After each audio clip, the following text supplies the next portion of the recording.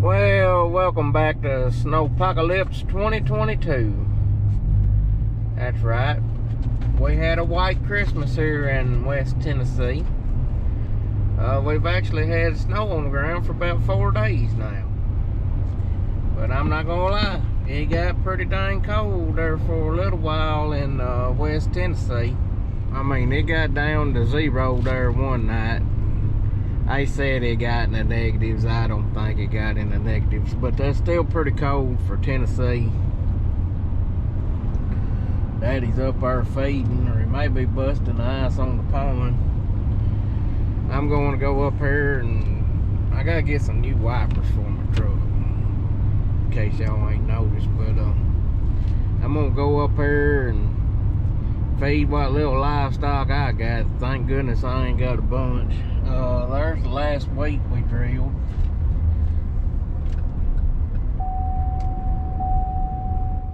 So what I'm going to film right here is just a little update video. We're going to take a look at the winter crops. We're going to take a look at this cold weather we've been having. Take a look at the new hay field. This one is going to be nothing elaborate, nothing exciting, but a lot of people like update videos, so we're going to do an update video. And then of course, don't forget, January the 1st, 4 p.m. Central Time, we're going to have a 1-hour live stream. January 1st, 5 p.m. Central Time, we're going to do our live video premiere of our look back at 2022. Just a 25-minute video. It's going to be set to music, showing my favorite memories through the years. I think some pretty cool shots and an interesting look back at this year. Well, hello everybody and welcome back to the channel. I thought I'd do a little updating. It's been a while since any new video material was filmed. A lot of what y'all have been watching is about a month old now. So let me hold this with 2 hands where I ain't shaking y'all. 2023 wheat is coming along nicely. I'd like to see it tailored out a little more, but we got some warm weather, so it ought to be actively growing. This wheat is down in the bottom that Robert and I done all the drainage work on. This is one of the main drains for the field. There's 2 main drains in this field. This farm crowns in the center, and one half of the water goes this way. And that's it that you see. I have seen water come up level with the weight there on the top of that pipe. Never seen it over it. Hope I never seen it over it. But it will get that deep down here in the bottom. We don't ever expect a lot out of this weight in the bottom, and we manage it accordingly. We're doing it mainly for a soil health type situation. That weight straw provides some tilth for the soil. Where we see our biggest difference by putting wheat down here is in the corn crop the following year. We always have a yield bump when we put wheat down there in this bottom, with the corn behind it, corn behind the wheat. And Bruiser's not happy that I have him fastened up. This is the first year we've had wheat down here since we done all the drainage work. We got one right here. You can see it actively draining the water coming off this hill. You can see that dog that is wet now. Stupid dog. Got the water coming out of a basin up there. You can see how this weight slows this water down. That's why it's always good to keep something growing on your field year round if you can.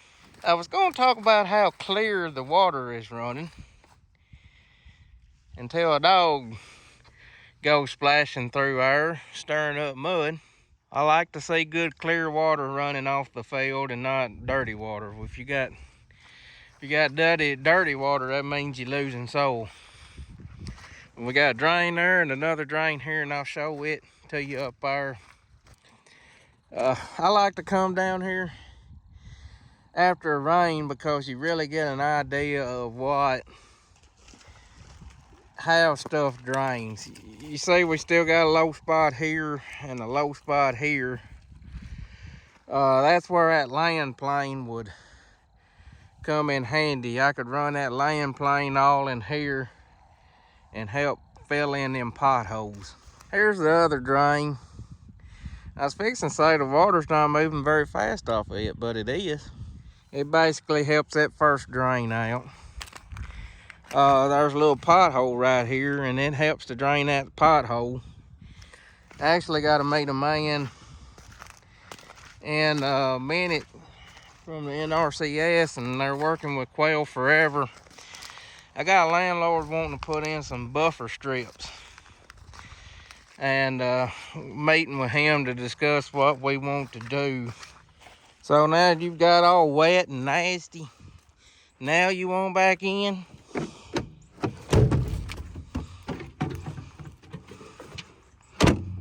Fairly happy with the way this wheat's looking. Wish it was tillered a little more, but there's a lot of wheat a lot further behind than mine. A lot of wheat just now coming out of the ground. Look at that, the creek's up a little.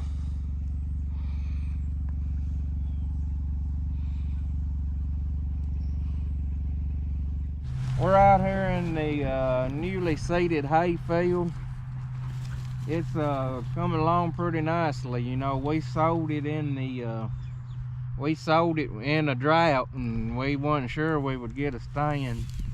You can see all the leftover nitrogen from the corn. You see the dark spots and the yellow spots, the thin spots, and that's just leftover fertilizer from the corn. Daddy needs to get him a buggy and come out here and fertilize this in the spring. There's no telling how much hay this will make if it gets fertilized properly, but we take a look here at what we got. Right here, these big lush plants, that's the oats. And the fescue is a little harder to see. The fescue is a lot smaller. You see this thin bladed grass? It's a little thinner to see. We got this right here is a weed. That's called henbit, which there's nothing in this hay. There's nothing we can really spray for it. We could spray, guess we could spray Harmony, but it would probably kill the clover. Here you can see the fescue a little better. See a deer track. See if we can find we sold 6 pounds of clover in with this. I'm not seeing, I could see the clover earlier in the year, but not really seeing it now. There's a little thing of clover right there. I ain't finding no 4-leaf clovers out here though. There's some more clover. There's a little one. It's out there, it's just hard to see amongst the henbit. I'm pretty pleased with how it looks. I think it's gonna make a lot of hay if it fertilizes it right. Here we are in the wheat field we done all the work on. We got this all in one nice square block now. This is the first wheat we drilled. You can tell it's mist and rain here in West Tennessee. We got a polar vortex coming in. It's supposed to be down to 0 tonight. 48 degrees right now. It's comfortable out here with the coat on. But it's coming out. Wish it was tillered a little more. But we got a good start to the wheat crop. We got a little bit of henbit out here in the wheat, even though we sprayed for it. We're gonna have to change up our wheat program. The Zidua doing what it's supposed to, but I just ain't happy with the kill we've been getting on Gramoxone late in the fall. We may have to, we may swap the Roundup and Sharpen or something like that. But this wheat out here where we've been working looks good. This wheat out here in the hay field's kind of struggling because, I mean, you got a grass you got a grass behind the grass, and so that weight's just, when we decide to do this and it decides to start raining, but it's just the grass behind the grass. It's going to struggle a little bit. Fertility levels right here may not be as good as out in the field where we've been intensively managing the crop. When you're doing hay and constantly taking material off, it's not great for the soil. We're taking stuff back with the, we're taking stuff off the field with the grain, but it's, you know, we're constantly adding back fertilizer, and that crop makes a lot of residue that goes back into the soil too. Whereas with hay, you're taking all the residue off. You can see the hillside we cleaned off there. It's holding well, don't have any erosion yet. Looking good right there. Right there, did you say that wheat is so dark? There was two trees there, and Daddy used to stack hay there by them trees. You know, that old hay get rotten on the bottom and fall off. You know, that's that organic matter. You know, stuff was being laid, stayed on the field instead of constantly being taken off. And you can see there how much darker that wheat is. So that's a good example of taking stuff off and leaving stuff on the field. Right here's our late drilled wheat.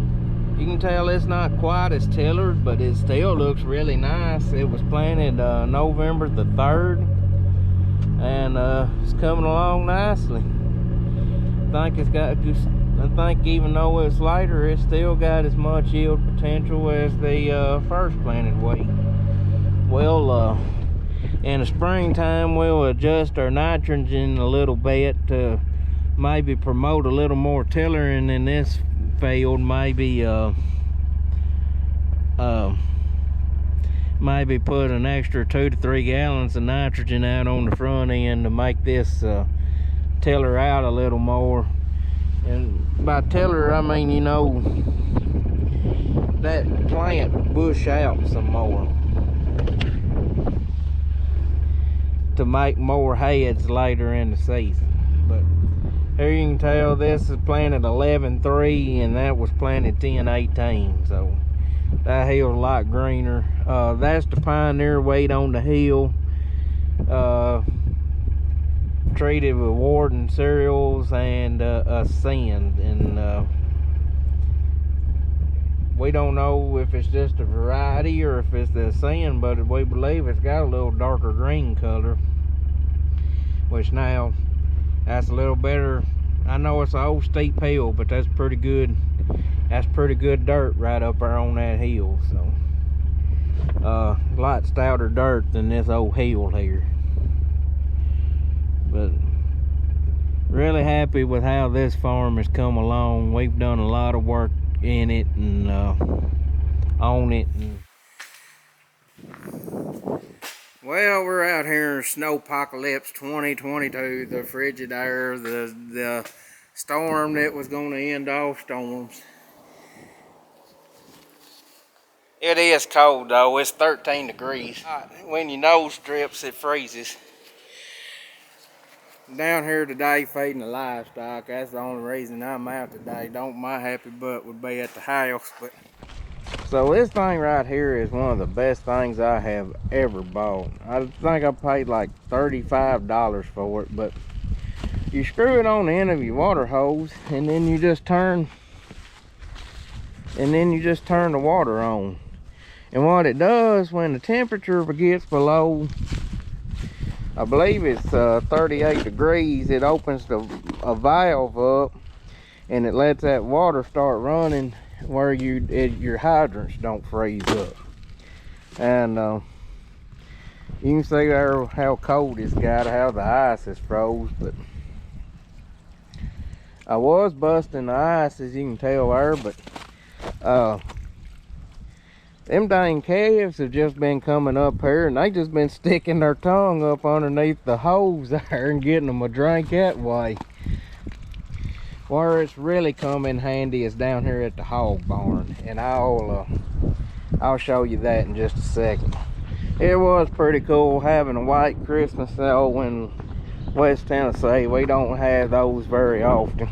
Anybody that's got livestock, you ask them, they hate the snow and the cold weather. But you can see there our shed we built, protecting our equipment. I got to get another. I want to build another shed right here badly. Let's get that disc, the do-all, my good gooseneck, that truck and low boy under it, and my good red 18-foot trailer. It would be good if it could get it under the shed, but some of that stuff like that box blade, I mean, it would be good if it was under the shed, but it ain't absolutely mandatory. Kind of like them rippers. But the biggest payback to putting stuff under the shed is keeping sunlight off them hydraulic hoses and keeping them tires out of the weather where they last longer. I've always had problems for years in this hog barn with the water freezing, because you can see it goes up there in the air, and had trouble with it freezing. And before, what we always had to do was just unhook the waterer and use a water hose and use these troughs. Well, if you've ever dealt with hogs, the first thing they gonna do is come up here and stick their nose up on it and pick it up and dump all the water out of it. So then they ain't got no water. So I bought this thing and made a tea, which I got it tied up here for them. Hey piggies. Hey piggies. Piggy, piggy, piggy. They're so mistreated. But what it does, it opens that valve up and lets the water run. Now it does turn it into an ice rink down on this end. But you can see they got water there. So that was $38 well spent right there. Get this gator cranked up and warming up.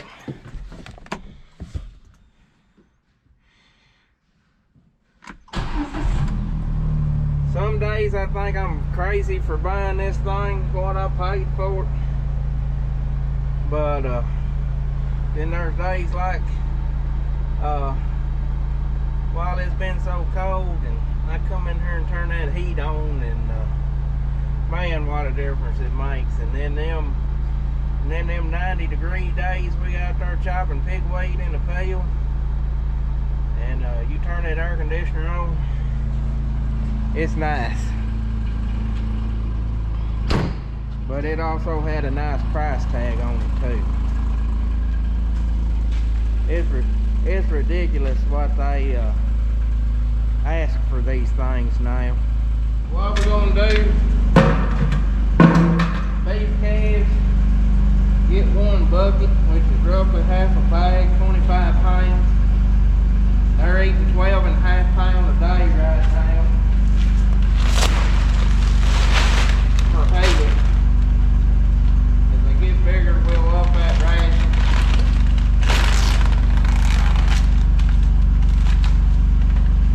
They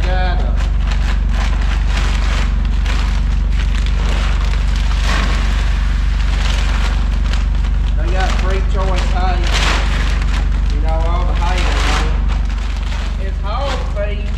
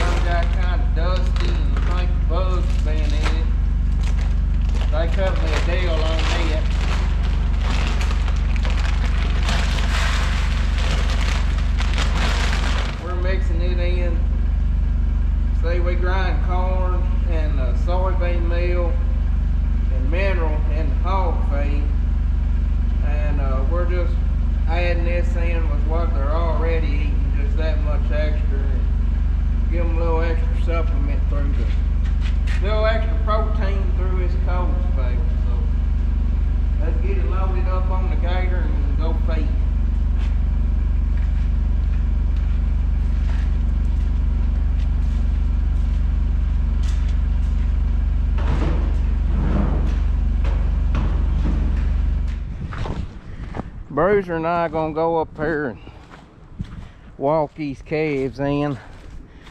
I always try to get these beef calves in the habit of, I'll fill them troughs up. I always feed them in the catch pen, and I make a habit of trying to walk them in. That way, when it's the day to catch them and take them to the processor, you ain't out here running them, and try to make our cattle as gentle as possible. Old Bruiser's up there waiting.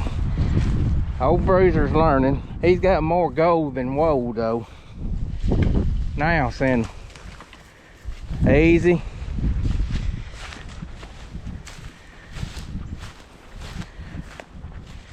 Well, they're in there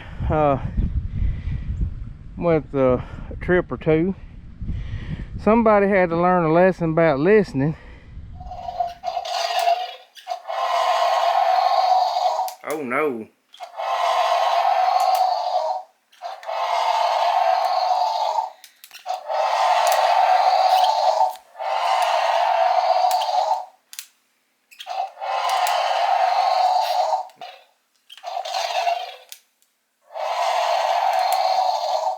So what was your favorite toy this year, Walt? That one. What is it? A T-Rex. It can do that. So tell us a little bit about the T-Rex. The T-Rex was a conic dinosaur and upper walked up. And it had the conic base for any rhino armor. It could walk like that. How big was his teeth? It being a tight knife. A steak knife? It's pretty big. And him was the biggest dinosaur beside him right with the arm. See that? Mm-hmm. Wow. Is there anything you would like our viewers at home to do?